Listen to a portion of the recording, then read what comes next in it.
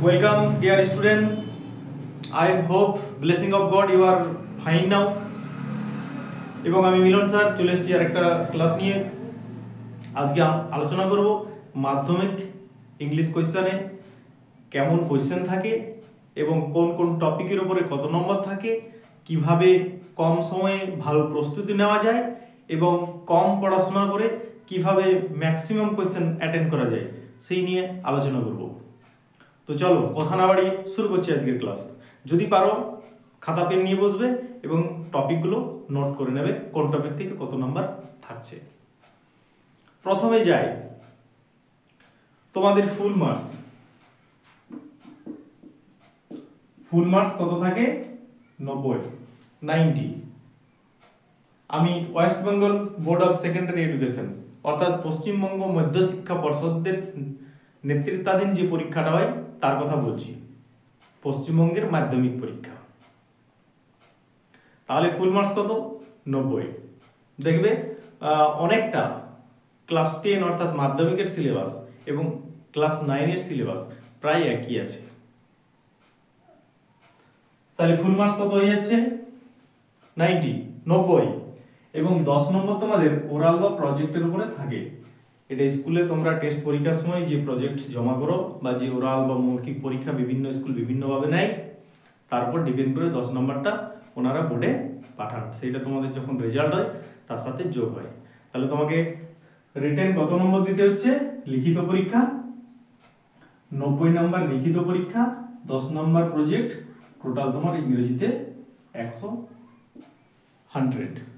ঠিক আছে, এরপর চলে আসি এই যে 90 নাম্বার রিটেন পরীক্ষা হচ্ছে অর্থাৎ লিখিত পরীক্ষা, কোন কোন টপিকের উপর কোশ্চেনগুলো থাকে, কিভাবে প্রস্তুতি নিলে কম সময়ে তুমি প্রস্তুতি নিতে পারবে। শেষ পর্যন্ত যদি ভিডিওটি দেখো তাহলে অনেকটা ধারণা তৈরি হয়ে যাবে সিলেবাস সম্বন্ধে। তাহলে প্রথমেই যেটা তোমরা পাবে সিন গ্রুপ এ তে প্রথমেই পাবে সিন। এটা কি দেয়? কম্প্রিহেনশনের উপর থাকে, বোধ পরীক্ষণের উপরে অনেকগুলো কোশ্চেন থাকে। সেখানে প্রথমে একটা কি দেওয়া থাকে? প্যাসেজ। প্রোজ থেকে 10 মার্কস আর পোয়েম থেকে 10। পোয়েমের কয়েকটা লাইন দেওয়া থাকে, সেখান থেকে কোশ্চেন করে, এবং প্রোজের কয়েকটা লাইন দেওয়া থাকে, সেখান থেকেও কোশ্চেন করে। তাহলে সিন অর্থাৎ তুমি এটা তোমার যে মাধ্যমিক বা ক্লাস 10-এর যেটা টেক্সট বই, যেখানে কতগুলো টেক্সট পড়া দেওয়া আছে, সম্ভবত 8টা আছে আর কি, সেই পড়াগুলোর মধ্য থেকে প্রোজ থেকে থাকবে তোমার 10 আর পোয়েম থেকে থাকবে 10। প্রথমে কয়েকটা লাইন তোমার দেওয়া থাকবে, সেটা তুমি পড়বে ভালো করে, তারপর কোশ্চেনগুলোর উত্তর খুঁজে খুঁজে লিখবে। উত্তর খোঁজার সময় মনে রাখবে যে প্রত্যেকটা লাইন তোমার সেই প্যাসেজে নাও থাকতে পারে, কোনো বিশেষ অর্থের কোনো সিনোনিম ওয়ার্ড অর্থাৎ সমার্থক শব্দ দেওয়া থাকতে পারে, যার জন্য প্রথমে চেষ্টা করবে কোশ্চেনের অর্থটা বোঝার। Try to understand the meaning of the question. Okay, প্রশ্নর মানেটা অর্থটা বুঝবে, তারপরে খুঁজবে। তাহলে সেখান থেকে যদি ভালো করে টেক্সটটা পড়ে নাও এবং খুঁজে খুঁজে যদি আনসারগুলো লেখো, তাহলে তুমি সেখানে 20 নম্বরে অ্যাটেন্ড করতে পারবে।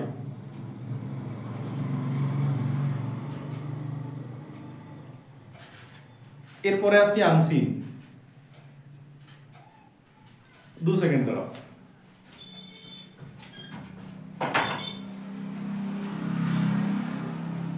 এরপরে চলে আসছি আনসিন। গ্রুপ এর মধ্যে থাকছে আনসিন। সেখানেও একটা প্যাসেজ দেওয়া থাকবে, বিশেষ করে ইংলিশ ডেইলির বিভিন্ন রিপোর্ট তার উপর কেন্দ্র করে এই কোশ্চেনটা হয়ে থাকে। সেখানেও তোমার 20 মার্কস থাকছে। কয়েক লাইন তোমার দেওয়াই থাকবে, ক্লাস 9-এ তোমরা দেখেছো। অনুরূপভাবে এখানেও প্রায় প্রসেসটা সেম। বাইরের থেকে একটা পড়া বা টপিকের উপর তোমার কয়েক লাইন দেওয়া থাকলো, সেটা তুমি read the passage carefully and answer the following question, পড়বে ভালো করে, তারপর উত্তরগুলো খুঁজে খুঁজে লিখবে। তাহলে এখানেও কত হয়ে গেল? 20 আর এখানেও 20। তাহলে 20 কত হয়ে গেল? 40 নাম্বার তুমি প্যাসেজ পড়ে খুঁজে দেখে দেখে তুমি এগুলো করছো। যদি ভালোভাবে করো এখান থেকে কিন্তু অনেকটা নাম্বার তোলা যায়। ম্যাক্সিমাম ছেলেমেয়েরা এখান থেকে 30-35 পেয়ে যায়। গ্রুপ বি, গ্রুপ বিতে কি থাকে? গ্রামার, গ্রামার এন্ড ভোকাবুলারির উপরে কোশ্চেন থাকে গ্রুপ বিতে। সেখানে কত থাকে? 12 যুক্ত 8 সমান 20। তাহলে মাধ্যমিক ইংলিশ কোশ্চেনে গ্রামারের উপর কত নম্বর থাকে? 20 নম্বর থাকে। 12 নম্বর তোমার গ্রামারের উপরে থাকে, আর ভোকাবুলারির উপর থাকে তোমার 8 নম্বর। 12 8 20। এই যে আনসিন তোমার প্যাসেজটা, সেখান থেকে তোমার 4টে ওয়ার্ডের হয়তো সিনোনিম দিতে পারে, ওয়ান ওয়ার্ড দিতে পারে, নিয়ারেস্ট মিনিং দিতে পারে। সেগুলো তোমার ঠিক ফ্রেজাল ভার্বের নিচে বক্স করে দেওয়া থাকে, প্যাসেজে 4টে ওয়ার্ড দেওয়া থাকে, সেই মিনিংটা খুঁজে খুঁজে তোমার লিখতে হয়। অনেক সময় কি থাকে যে মিনিং, যে সেন্টেন্সটা হয়তো এক টুকরো সেন্টেন্স, ছোট্ট একটা বাক্য দিয়ে দিল, সেটার অর্থটা তুমি এক কথায় পেয়ে যাবে, কোথাও আনসিনে পেয়ে যাবে। আবার অনেক সময় দেওয়া থাকে কোনো একটা ওয়ার্ড দেওয়া থাকলো, সেই ওয়ার্ডের মিনিংটা পুরো মিনিংটা তুমি প্যাসেজে পাবে। তাহলে সেটা খুঁজে খুঁজে তুমি লিখবে। যখন আনসিনটা পড়বে না, ভালো করে যদি পড়ো, তাহলে সেখান থেকে এই 8 নম্বর তোমার হয়ে যাবে। 4 2 8। এরপর 12 নম্বর যে গ্রামার থাকে, 12 নম্বর গ্রামারের মধ্যে প্রথমেই তোমরা পাবে এমসিকিউ 3 নম্বর দেওয়া থাকে, বিভিন্ন টেন্সের উপর কেন্দ্র করে সঠিক ভার্ব ফর্ম গুলোর ব্যবহার, বিভার্বের ব্যবহার, অর্থাৎ টেন্সটা তুমি যদি ঠিকঠাক ধরতে পারো তাহলে তুমি 3টা এমসিকিউ এখানে পেয়ে যাবে। 3 নম্বর হয়ে গেল। আর্টিকেল এবং প্রিপোজিশন, সেখান থেকে 3, তাহলে 3 3 6। 3 নম্বর ফ্রেজাল ভার্ব বা গ্রুপ ভার্ব, এটা কিন্তু আসবেই, যার জন্য ভালোভাবে ফ্রেজাল ভার্বগুলো দেখবে। 3 3 6 3 9 বাঁচে 3 নম্বর। এরপর 3 নম্বরের মধ্যে তোমার হয়তো একটা ভয়েস চেঞ্জ দিতে পারে, ন্যারেশন চেঞ্জ দিতে পারে, ট্রান্সফরমেশন অফ সেন্টেন্স দিতে পারে, ডিগ্রি দিতে পারে, কমপ্লেক্স থেকে কম্পাউন্ড, কম্পাউন্ড থেকে কমপ্লেক্স, এগুলোর উপর 3টে কোয়েশ্চেন দিতে পারে। তাহলে গ্রামারে যে তোমার 20 নাম্বার থাকছে, তার মধ্যে টেন্সের উপরে তোমার থাকছে 3 নাম্বার, সঠিক ভার্ব ফ্রম ইউজ বা বি ভার্বের ইউজ, এমসিকিউ এখানে অপশন দেওয়াই থাকে, তোমরা সঠিক উত্তরটা লিখবে। আর্টিকেল প্রিপোজিশনে 3 নাম্বার, ভয়েস চেঞ্জ থেকে 1 থাকতে পারে, ন্যারেশন থেকে 1, ডিগ্রি চেঞ্জ থাকতে পারে, ট্রান্সফরমেশন অফ সেন্টেন্স থাকতে পারে, এবং আনসিনের প্যাসেজ থেকে 4টে ওয়ার্ড দিতে দেওয়া থাকে, সেগুলোর মানে খুঁজে নিয়ে লিখতে হয়। সেগুলোর উপর 4 2 8। এইবারে চলে আসি writing skill. Writing skill group C, group সিতে রাইটিং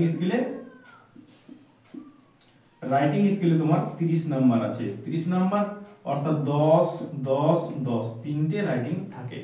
এই জায়গাটাই কিন্তু খুব গুরুত্বপূর্ণ জায়গা। অনেক ছেলেমেয়েরা এই জায়গাটায় বুঝতে পারে না যে কোন কোন টপিকের উপর থেকে থাকবে, রাইটিংগুলো কিভাবে অ্যাটেন্ড করব।